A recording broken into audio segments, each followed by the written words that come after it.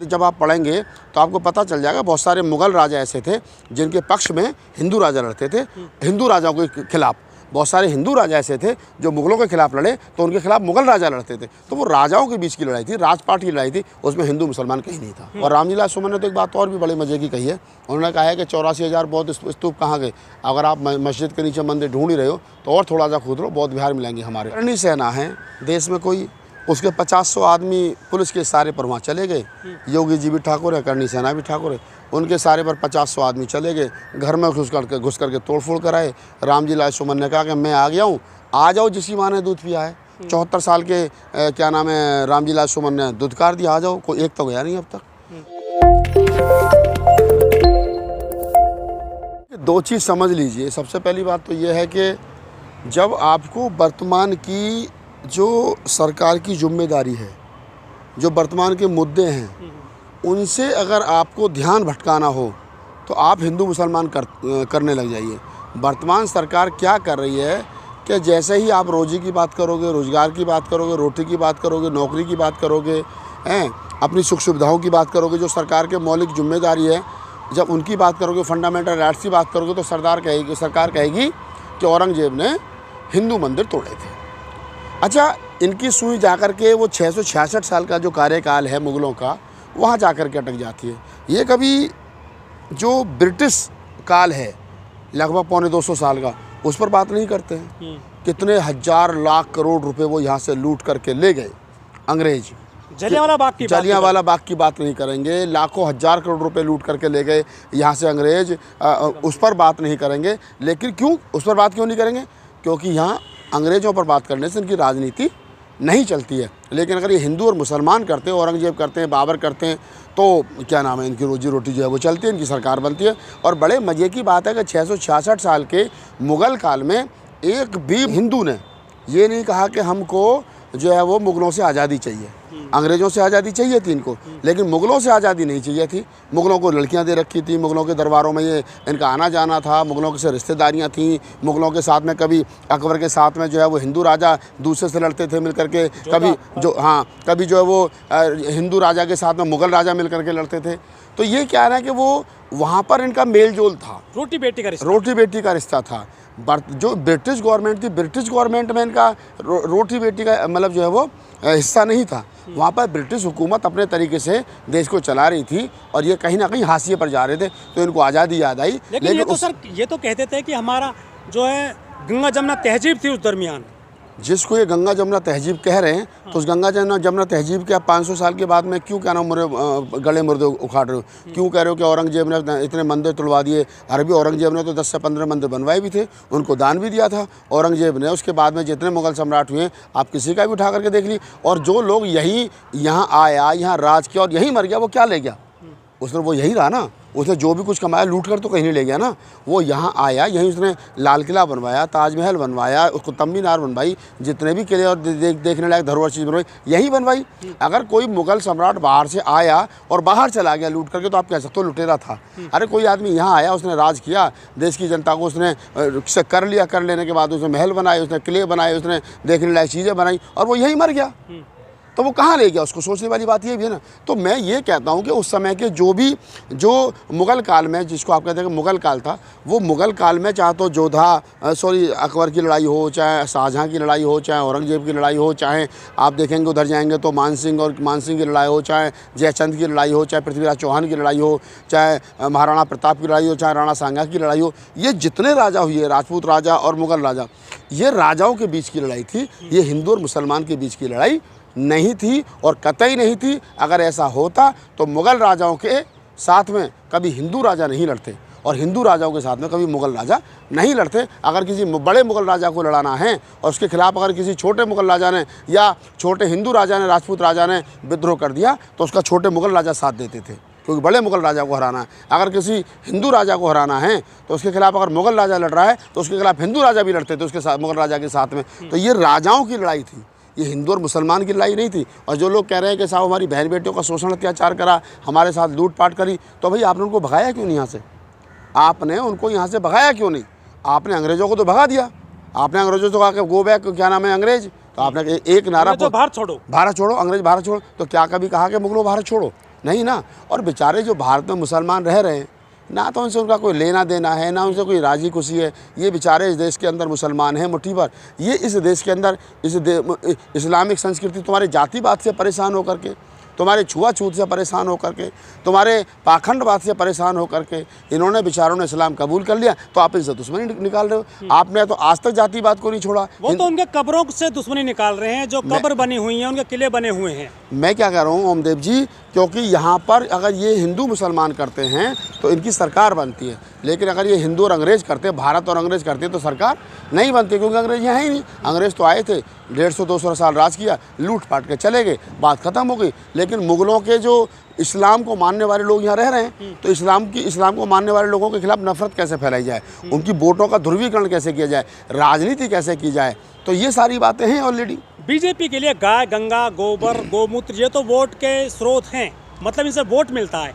क्या मुगलों की कब्र भी अब जो है वोट देने की दुधारू गाय बन चुकी है बीजेपी के लिए? देखिए, मैं क्या कह रहा हूँ कि मुगलों की गाय, मुगलों की कब्र, हिंदू मुसलमान, गोबर गाय, अगर एक कोई नाम भी है ना, जो मुसलमान राजा मर गया, अब यह अकबर रोड है, शाहजहाँ रोड है दिल्ली में, तमाम वो रोड हैं, तुगलक रोड है, उन रोडों के नाम बदलने पर इनको खुशी हो रही है। नए रोड इन पर नहीं बन रहे हैं। एक रोड दिल्ली से बना दो, उसका नाम रख देना कुछ और, लेकिन पुराने रोडों के नाम बदलने पर इनकी राजनीति जो है वो सटीक निशाना इनका जो है वो लगता है। लेकिन तो आज की बीजेपी है, बड़े जो हिंदू कट्टरवादी हैं, वो तो रोटी बेटी का रिश्ता कर रहे हैं मुसलमानों से आज भी बड़े पैमाने पर। देखिए, जो ऊपर के लेवल का मुसलमान है, जो सवर्ण मुसलमान है, शेख सैयद मुगल पठान, उसका हिंदू सवर्णों के साथ में रोटी बेटी का व्यवहार आज भी है। जो मुगल काल में था वो आज भी है। लेकिन नीचे के जो लोग हैं, जो पसमंदा मुसलमान, उसको टारगेट कैसे किया जाए, उसको क्या नाम है, औरंगजेब के नाम पर टारगेट किया जाए, उसको बाबर के नाम पर टारगेट किया जाए, उसको अकबर के नाम पर टारगेट किया जाए, उसको टारगेट किया जाएगा तो वोट जो है वो मिलेगा। आप देखिए, अगर मुसलमानों से इतनी नफरत है तो बीजेपी एक भी मुसलमान को अपने यहाँ ना रखे। क्यों शहनवाज हुसैन राणा को रखा है, क्यों मुख्तार अब्बास नकवी को रखा है, और कितने नाम है जिनको रखा है उन्होंने। भाई मुसलमानों से नफरत है तो पहले तो अपनी पार्टी, जहीर अब्बास, पहले अपनी पार्टी में से तो मुसलमानों को बाहर करो। क्यों नहीं बाहर करते हो आप, अगर मुसलमानों से नहीं नफरत है? वाले कह रहे हैं कि जो इनकी कब्रों पे शौचालय बनाए जाएं, चाहे औरंगजेब हो, चाहे अकबर हो, चाहे बाबर हो। औरंगजेब की कब्र भी यही है, आप भी यही हो, और मैं भी यही हूँ, और मोदी जी भी यही, और मोहन भागवत भी यही है। औरंगजेब की कब्र पर टॉयलेट बनाना या उस पर शौचालय बनाना तो दूर, अगर उस कब्र को ये चोट भी पहुंचा दें और उखाड़ भी दें तो आप मुझे आकर के बता देना। ये सिर्फ राजनीति हो रही है, कुछ नहीं होगा। ना औरंगजेब की कब्र कहीं जा रही है, ना मुसलमानों के खिलाफ कुछ हो रहा है। ये सिर्फ मुसलमानों को गाली बक के, औरंगजेब को गाली बक के, राणा सांगा को लेकर के आकर के ये सिर्फ रोटियां सेक रहे हैं, राजनीतिक रोटियां सेक रहे हैं। और आम गरीब आदमी जिसको इतिहास की समझ नहीं है, जो बेचारा ठेली रेहड़ी पटरी लगा करके अपना धंधा पानी चला रहा है, वो इसमें कहीं ना कहीं पिछ रहा है। लेकिन इस बार समाजवादी पार्टी ने दलित के कंधे पर बंदूक चलाई है। रामजीलाल सुमन को आगे कर दिया है समाजवादी पार्टी ने, बोल दिया है कि तुम जो है राणा सांगा पर बयान दो, और वही काम हो गया। देखिए, मैं आपको एक बात बड़ी मजे की बता दूं कि मुसलमानों के और दलितों के पास में अपने बहुत सारे मुद्दे हैं, उन पर उनको बोलना चाहिए। अबू आजमी को क्या जरूरत है औरंगजेब पर बोलने की? अरे मुसलमानों की अपनी शिक्षा का मुद्दा है, स्वास्थ्य का मुद्दा है, बेरोजगारी का मुद्दा है, उनकी राजनीतिक सच्चर कमेटी की रिपोर्ट को कैसे लागू किया जाए, ये मुद्दा है, पसमानदा के मुद्दे हैं। और दूसरी तरफ दलितों के पास में अपने बहुत सारे मुद्दे हैं। और रामजीलाल सुमन को क्या ज़रूरत थी दूसरे की फटी में टांग घुसाने की, कि जी आप गद्दार हो, आप राणा सांगा की औलाद हो?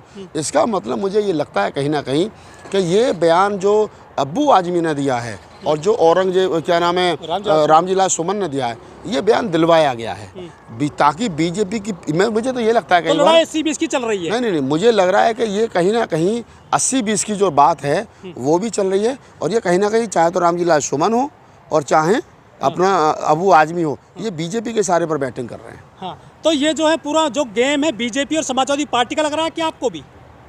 समाजवादी, मैंने कहा ना कि अबू आजमी मुसलमान है, रामजीलाल सुमन हिंदू दलित है, दोनों तो कर रहे हैं, दोनों कर रहे हैं हिंदू मुसलमान। तीसरी पार्टी को मौका नहीं मिलेगा इनके बीच में। मैं बता रहा हूँ ना आपको, इनके पास तो अपने बहुत सारे मुद्दे थे। ये चाहते तो अपने मुद्दों पर बात करते, लेकिन ये बीजेपी के पिच पर जाकर के बैटिंग कर रहे हैं। इसका मतलब ये वही कर रहे हैं जो बीजेपी चाहती थी। बीजेपी जो चाह रही है वो रामजीलाल सुमन कर रहे हैं, वही क्या नाम है अबू आजमी कर रहे हैं। तो किसके सहारे पर कर रहे हैं, क्यों कर रहे हैं, क्या ज़रूरत पड़ गई थी अपने मुद्दे को छोड़ करके औरंगजेब और क्या नाम है अपना उस पर राणा सांगा पर स्टेटमेंट देने की? मुझे तो लगता नहीं। मुझसे कोई पूछे राणा सांगा, हाँ भाई ठीक है, वीर योद्धा था, हुए थे, बात खत्म हो गई। औरंगजेब हुए थे, बात खत्म हो गई। वर्तमान में बात करो ना यार, वर्तमान में बात करो, नासा चांद पर स्पेस में से अभी सुनीता विलियम्स जो है वो कितने दिन रह करके आई और वो धरती पर आ गई। आप जाओ ना, आप साइंस पर बात करो, अच्छी एजुकेशन पर बात करो, अच्छी स्वास्थ्य पर बात करो, अच्छी जातिवाद देश के अंदर कैसे खत्म होगा, जाति के आधार पर शोषण कैसे अत्याचार बंद होगा, गरीब आदमी तक कैसे जो है वो रोजी रोटी पहुंचेगी, इस पर चर्चा होनी चाहिए। इसकी चर्चा ना करके लोग हिंदू मुसलमान कर रहे हैं, इसका मतलब लोग जो है वो धर्म के और जाति के नशे में चूर हैं। और इन बीजेपी और आरएसएस की पिच पर जो भी लोग बैटिंग कर रहे हैं वो डॉक्टर अंबेडकर की वैचारिकी के हत्यारे हैं। लेकिन जो राणा सांगा पर बोला गया है रामजीलाल सुमन के द्वारा, वो कुछ गलत नहीं बोले हैं, इतिहास में दर्ज है। चाहे जयचंद हो, चाहे मान सिंह हो, चाहे राणा सांगा हो, आरोप लगे हैं कि हिंदू ही मुगलों को लाए थे भारत में, इनको यही लाए थे मुसलमानों को भारत में, जो राजपूत राजा रहे हैं। देखिए, ये हमने भी इतिहास पढ़ा है। अकबरनामा पढ़ी, अकबरनामा में ये पता चल जाएगा कि किस प्रकार से आप देखिए राणा सांगा ने किस प्रकार से अकबर को इन्विटेशन दिया था। और अकबरनामा में अकबर ने खुद लिखा है कि क्या नाम है, मुझे तो इनविटेशन राणा सांगा ने भेजा था। उन्होंने कहा था कि आप दिल्ली पर चढ़ाई करिए और मैं जो है वो राजस्थान की तरफ से आपका साथ दूंगा। बाद में राजस्थान की तरफ से उन्होंने साथ नहीं दिया, तो इसके लिए उन्होंने नाराज़गी भी जताई कि भाई तुमने हमारा साथ नहीं दिया। तो आप इस सारी चीज़ों को समझिए कि जो अकबरनामा से 500 साढ़े 500 वर्ष पहले लिखा गया है और उसमें अकबर खुद लिख रहा है कि उसने मुझे बुलाया था, तो आप इसको कैसे डिनाई कर सकते हो। तो ऐसे तो बहुत सारे, देखिए बहुत सारे आपको जब आप पढ़ेंगे तो आपको पता चल जाएगा, बहुत सारे मुगल राजा ऐसे थे जिनके पक्ष में हिंदू राजा लड़ते थे, हिंदू राजाओं के खिलाफ। बहुत सारे हिंदू राजा ऐसे थे जो मुगलों के खिलाफ लड़े, तो उनके खिलाफ मुगल राजा लड़ते थे। तो वो राजाओं के बीच की लड़ाई थी, राजपाट की लड़ाई थी, उसमें हिंदू मुसलमान कहीं नहीं था। लेकिन समाजवादी पार्टी ने सर इस जो है, चाहे जसवीर धोबी हों जो नगीना के सांसद थे, उनसे बिल फड़वाया था आरक्षण में जो प्रमोशन का, फिर ये निशाने पर ले लिए रामजीलाल सुमन। ये जो समाजवादी पार्टी ये हमेशा दलितों के कंधे पर बंदूक क्यों चला रही है पूरी राजनीति में? नहीं, वो चलवा क्यों रहे हैं? दूसरा सवाल ये भी ना है भाई, अगर वो चला रही तो आप क्या पागल हो गए? आप क्यों चलवा रहे हो? आपके पास में अपने टारगेट है क्या दलित?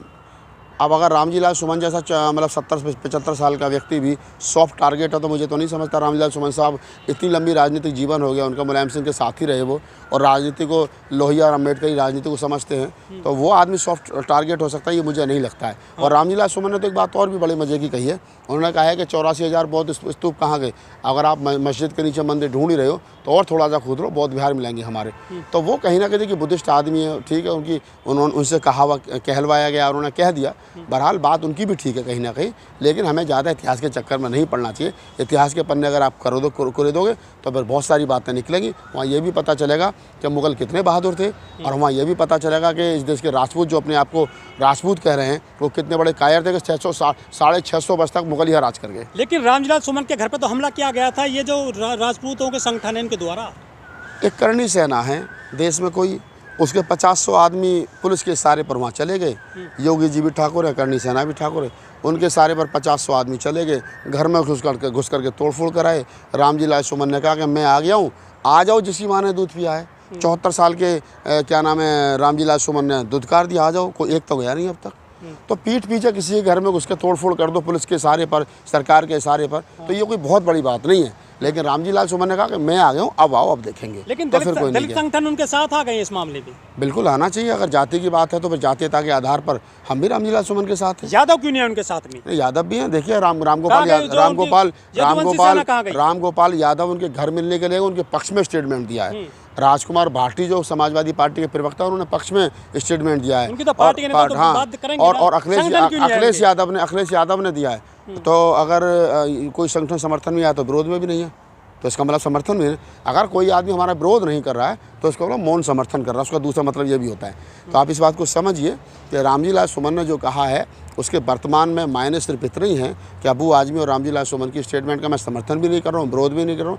मेरा सिर्फ ये कहना है कि इस देश के अंदर दलितों के, मुसलमानों के, ओबीसी के अपने मुद्दे हैं, उन्हें अपनी पिच पर बैटिंग करनी चाहिए। हिंदू मुसलमान की पिच पर जाकर अगर आप भी बैटिंग करोगे तो मुझे लगता है कि आप फिर आरएसएस की पिच पर बैटिंग करें। धन्यवाद।